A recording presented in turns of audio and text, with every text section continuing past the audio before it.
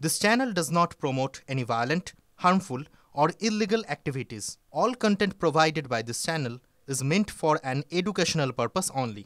আর যাকে নিয়ে জল্পনা ছিল দিলীপ ঘোষ প্রধানমন্ত্রী সভায় থাকবেন কি থাকবেন না সেই জল্পনার তো অবসান হয়েই গিয়েছে। এমনকি দিল্লিতে রওনা হয়ে গিয়েছেন দিলীপ ঘোষ। প্রধানমন্ত্রী সভায় নয়, দিল্লি চলে গেলেন বিজেপির প্রাক্তন রাজ্য সভাপতি জেপি নাড্ডার ডাকে দিল্লিতে দিলীপ। আর কথা আগে জানিয়েও ছিলেন সুকান্ত মজুমদার যে তিনি থাকবেন না, তাকে দিল্লিতে ডাকা হয়েছে। জ্যোতির্ময় কর্মকার আমাদের প্রতিনিধির সঙ্গে রয়েছেন। জ্যোতির্ময়, খুব জল্পনা তৈরি হয়েছিল যে প্রধানমন্ত্রীর সভায় হয়তো দিলীপ ঘোষ থাকবেন, কিন্তু দিলীপ ঘোষ দিল্লিতে চলে গিয়েছেন, দিল্লি যাচ্ছেন জেপি নাড্ডার ডাকে দিল্লিতে। ঠিক কি খবর পাওয়া যাচ্ছে, কেন তাকে ডাকা হয়েছে? দেখো, যে খবর আমরা সূত্র মারফত পাচ্ছি যে দুপুর 1টার সময় জেপি নাড্ডার বাসভবনে দেখা করতে পারেন দিলীপ ঘোষ। তিনি দিল্লিতে পৌঁছেছেন। এখন পর্যন্ত তিনি জেপি নাড্ডার বাড়িতে পৌঁছননি।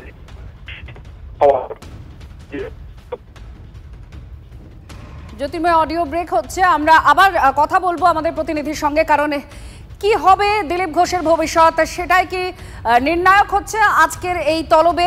জেপি নাড্ডা তাকে ডেকে পাঠিয়েছেন দিল্লিতে, প্রধানমন্ত্রীর সভা রয়েছে, সেখানে দিলীপ ঘোষ থাকবেন কি থাকবেন না এ নিয়ে জল্পনা তীব্র হচ্ছিল। অবশেষে জানা যায় দিলীপ ঘোষ থাকছেন না। দিলীপ ঘোষ প্রথমে বলেছিলেন যে প্রয়োজন হলে তিনি দর্শক আসনে বসে প্রধানমন্ত্রীর ভাষণ শুনবেন, কিন্তু না, তাকে ডাকা হয়নি।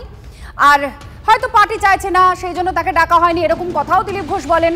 তারপর জানা যায় তাকে দিল্লিতে ডাকা হয়েছে। সুকান্ত মজুমদার নিজে সেটা জানান সাংবাদিকদের। পরে আমরা দেখি যে দিলীপ ঘোষ দিল্লি চলে গিয়েছেন। জেপি নাড্ডার ডাকে দিল্লিতে দিলীপ ঘোষ কেন? জ্যোতির্ময় কর্মকার আমাদের প্রতিনিধির সঙ্গে আছেন। জ্যোতির্ময়, যা জানাচ্ছিলেন। দেখো, গত কয়েক সপ্তাহ আগে দিলীপ ঘোষ তিনি দিল্লিতে এসেছিলেন এবং সেই সময় তিনি একাধিক শীর্ষ নেতৃত্বের কাছে অ্যাপয়েন্টমেন্ট চেয়েছিলেন। কিন্তু আমরা দেখি যে শিবপ্রকাশ এবং বিনোদ তাওড়ে ছাড়া বিজেপির কোনো শীর্ষ নেতৃত্ব বা আরএসএস এর কোনো শীর্ষ নেতৃত্বের সঙ্গে তার দেখা হয়নি। আবারও তিনি দিল্লি আসছেন এবং যে খবর আমাদের কাছে আসছে যে বিজেপির সর্বভারতীয় সভাপতি জেপি নাড্ডার সঙ্গে দেখা করবেন তিনি। যে প্রেক্ষাপটে তিনি দেখা করতে চলেছেন সেটা যথেষ্ট গুরুত্বপূর্ণ। প্রধানমন্ত্রীর সভায় ডাক পেলেন না দিলীপ ঘোষ। তিনি নিজে বলেছিলেন তিনি সেই সভায় যাবেন। তিনি নিজে বলেছিলেন যে তাকে যদি ডাকা না হয় তিনি কর্মীদের সঙ্গে বসে তিনি সেখানে সম্ভবত যোগাযোগ নেই আমাদের প্রতিনিধি জ্যোতির্ময় কর্মকার যেটা জানাচ্ছিলেন। জেপি নাড্ডা দিল্লিতে দিলীপ ঘোষকে ডেকেছেন এবং তিনি দিল্লিতে গেছেন। খুব স্বাভাবিকভাবেই এবার প্রশ্ন উঠছে যে প্রেক্ষাপট তৈরি হয়েছিল দিলীপ ঘোষের প্রধানমন্ত্রীর সভাতে থাকা বা না থাকা নিয়ে, সেই প্রেক্ষাপটে তাকে এই তলব। তার কি ভবিষ্যৎ নির্ধারণ হতে চলেছে এই বৈঠকে? এই প্রশ্ন তো উঠবেই। দিলীপ ঘোষ দিল্লিতে যাওয়ার আগে কি বলেছেন শুনুন। আমাকে কর্মীরা ডেকেছিলেন, তাই আমি হ্যাঁ করেছিলাম। পার্টি ডাকেনি, হয়তো পার্টি চায়ও না আমি যাই, অস্বস্তি হবে, সেই জন্য আমি যাচ্ছি না দুর্গাপুরে মাননীয় প্রধানমন্ত্রীর সভা। আর দিল্লি যে চলে যাচ্ছেন সেটাকে অ্যাভয়েড করার জন্য না কোনো কাজ আছে? দিল্লিতে বিশেষ কাজে যাচ্ছি, পার্টিরই কাজে যাচ্ছি। দিলীপ ঘোষের এই দিল্লি সফর নিয়ে আমরা প্রতিক্রিয়া নিয়েছিলাম শাসক দলে। তারা কি বলছেন, কিভাবে দেখছেন, জয়প্রকাশ মজুমদার তিনি কি বলেছেন শুনুন।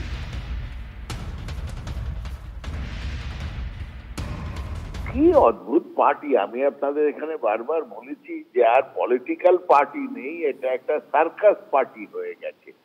যে ট্রাপিজের খেলা হবে, জোকারটা আসছে কি আসছে না, এইরকম একটা পরিস্থিতি এই বিজেপি পার্টির মধ্যে। তাই জন্য দেখবেন সারাদিন আলোচনাটা ওটাই হবে, প্রধানমন্ত্রী নয়। দিলীপ ঘোষ কোথায় গেলেন? প্রধানমন্ত্রী নরেন্দ্র মোদীর সভায় নেই প্রাক্তন বিজেপির রাজ্য সভাপতি, প্রাক্তন সাংসদ, তিনি দিল্লি চলে গেলেন। তো বর্তমান যিনি আছেন কি বলছেন, অর্থাৎ শ্রমিক ভট্টাচার্যর বক্তব্য কি রয়েছে এবার শুনুন। আপনার প্রশ্ন করার অধিকার আছে, প্রতিক্রিয়া চাওয়ার অধিকার আছে, আমারও প্রশ্নের উত্তর না দেওয়ার একটা অধিকার আছে।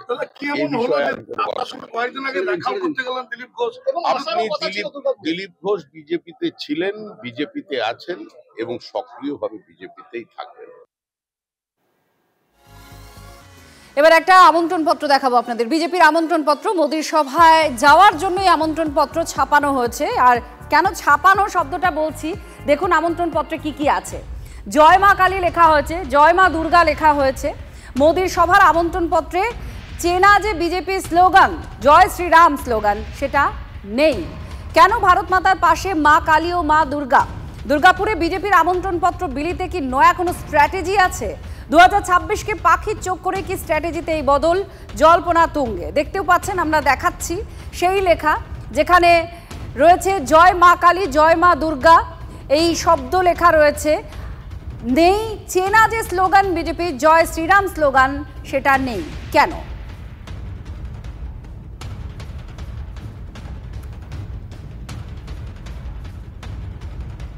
ফের শুভেন্দুর হিন্দুত্ব লাইনের উল্টো সুর শোনা গেল শ্রমিক ভট্টাচার্যের গলায়। বিজেপির সঙ্গে কোনো ধর্মের বিরোধ নেই, যার ইচ্ছে শান্তিতে নামাজ পড়বেন, যার ইচ্ছে কালী মন্দিরে যাবেন। ধর্ম নিয়ে রাজনীতি বা বিভাজন বিজেপি করে না। ধর্মের বিভাজন কাঙ্ক্ষিত নয়, এ মন্তব্য বিজেপির রাজ্য সভাপতির। আমাদের সঙ্গে কোনো ধর্মের বিরোধ নেই, যে যার মতো করুন না, যার ইচ্ছা হয় সে নামাজ পড়তে যাবেন, শান্তিতে পড়বেন। যিনি কালী মন্দিরে যেতে চান তিনি কালী মন্দিরে যাবেন, যিনি গির্জায় যেতে চান তিনি গির্জায় যাবেন। ধর্ম নিয়ে রাজনীতি, ধর্ম নিয়ে বিভাজন, এটা বিজেপির রাজনীতি নয়, বিজেপির কাছে কাঙ্ক্ষিতও নয়। নেতা, রাজ্যের বিরোধী দলনেতা শুভেন্দু অধিকারী তিনি বলেছিলেন 5% হিন্দু ভোট জোগাড় করতে পারলেই বাজিমাত হয়ে যাবে, সরকার বদল হয়ে যাবে। হিন্দুত্ব নিয়ে শুভেন্দু অধিকারীর একাধিক বক্তব্য আছে, আপনাদের শোনাবো কি বলেছিলেন আগে। আমরা এইভাবে পশ্চিমবাংলায় হিন্দুদের ক্ষতিগ্রস্ত হতে, বিপন্ন হতে, হিন্দু জাতিকে কার্যত শূন্য করে দেওয়ার যে প্রয়াস মুসলিম লীগ 2 সরকার মমতা ব্যানার্জির নেতৃত্বে চলছে, আমরা এটা কোনোভাবে বরদাস্ত করব না। বিজেপির বুথ কমিটি করলে হবে না, ধর্মরক্ষা কমিটি করতে হবে প্রত্যেকটা বুথে, গ্রামে। তাহলে মানবে। আমি আবেদন করতে পারি, আমার যতটুকু করার আমি করছি।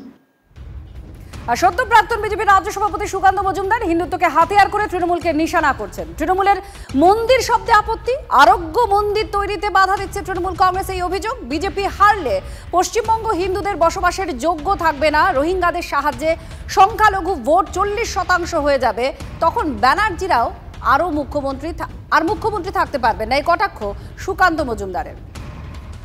এই নির্বাচনে যদি আমরা হারি, ভারতীয় জনতা পার্টি এবং হিন্দুরা যদি হারে, তো আগামী দিনে পশ্চিমবঙ্গে হিন্দুদের বসবাসের যোগ্য থাকবে বলে আমার মনে হয় না। আরোগ্য মন্দির তৈরি করতে বাধা দেয়, মন্দির শব্দর জন্য অবজেকশন জানানো হয়, এটা প্রমাণিত হয়ে গেছে। বিভিন্ন রাজ্যে আরোগ্য মন্দির আছে, আয়ুষ আরোগ্য মন্দির, আমাদের রাজ্যে নেই। জিজ্ঞেস করুন তৃণমূল কংগ্রেসকে কেন মন্দির শব্দে আপত্তি তাদের। তো এখনই মন্দির শব্দে আপত্তি হয়েছে 30% হতে, এটা যদি আস্তে আস্তে 35% রোহিঙ্গা থেকে শুরু করে আস্তে আস্তে সব ঢুকছে বাংলাদেশ থেকে, তো 40% যখন হয়ে যাবে, তখন সবথেকে বিষয়, আশ্চর্যের বিষয় বা মজার বিষয় হচ্ছে যেটা, যে তখন কিন্তু কোনো ব্যানার্জি পরিবারের কেউ মুখ্যমন্ত্রী থাকতে পারবে না। আর এই নিয়ে আপনাদের শোনাবো শাসক দলের বক্তব্য কি রয়েছে, অরূপ চক্রবর্তী কি বলছেন, এবং বাম নেতা সুজন চক্রবর্তীর বক্তব্য শোনাবো। বিজেপির মুখ আর মুখোশের মধ্যে দ্বন্দ্ব দেখাতে চাইছে বিজেপি। মুখ শ্রমিক ভট্টাচার্য ধর্মনিরপেক্ষতার কথা বলছে, আর মুখোশের আড়ালে যেটা, সেটাই আসল বিজেপি। সে বলছে যে রাষ্ট্রবাদী মুসলমান বলে কিছু হয় না, মুসলমান বিধায়কদের চ্যাংদোলা করে বের করে দেবো, শুধু হিন্দু ভোট চাই। আসলে মানুষের কাছে একটা দ্বন্দ্ব দেখাতে হবে যে না, আমরাও একটু লিবারাল, কারণ বাংলার মানুষ ওদেরকে ধর্মনিরপেক্ষ মানুষ ওদেরকে বিশ্বাস করে না। মুখ আর মুখোশের দ্বন্দ্ব বিজেপি খুব সুকৌশলে বাংলার মানুষের সামনে হাজির করছে, যাতে ধর্মনিরপেক্ষ মানুষের একটা অংশের ভোট ওরা কুড়োতে পারে। আরএসএস এর কথার বাইরে শুভেন্দুও নয়, শ্রমিকও নয়, কিন্তু দুজন দুরকম ভাবে কথা বলবে, দুটো কথাই ন্যারেটিভ হিসেবে চালিয়ে দেওয়া হবে যখন যেটা স্যুট করবে। আপনি বিজেপিকে অথবা আরএসএস কে বুঝতে গেলে শুধু শ্রমিকের কথাতেও বুঝতে পারবেন না, শুধু শুভেন্দুর কথাতেও বুঝতে পারবেন না, কারণ এরা যা বলবে আর যা করবে দুটো এক জিনিস নয়। না বুঝবার কোনো কারণ নেই। মুখ্যমন্ত্রী মাঝে মধ্যে বলেন না যে মোদি ভালো কিন্তু অমিত শাহ খারাপ, আগে বলতেন আম্বানি ভালো কিন্তু মোদি খারাপ। এটাতে নতুনত্ব কিছু খোঁজার মতো কারণ আছে বলে আমি মনে করি না।